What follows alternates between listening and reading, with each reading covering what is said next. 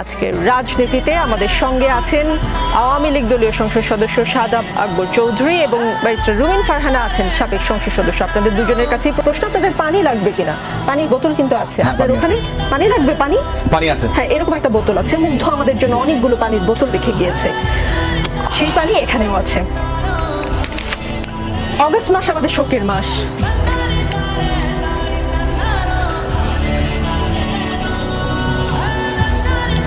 অগস্টের আগে জুলাইতে এমন করে শোক পালন করতে হবে আমরা কেউ ভাবিনি। কিছুক্ষণ আগে আপনাকে একটা ঘটনার কথা বললাম, আপনি শুনেছেন। আমি আশা করি মাননীয় প্রধানমন্ত্রীকে আপনি এই ঘটনা বলবেন, কি হয়েছে একজন শিক্ষার্থীর সঙ্গে। প্লিজ দর্শক কেউ ভাববেন না যে আমি প্ল্যান করে এসেছি, আমি কোনো ভিউ বানানোর জন্য কান্নাকাটি করছি, প্লিজ কেউ ভাববেন না। আমি একজন অ্যাঙ্কর, আমার আসলে ইমোশনাল হওয়ার কথা না। আমি মূল অনুষ্ঠানে যাচ্ছি।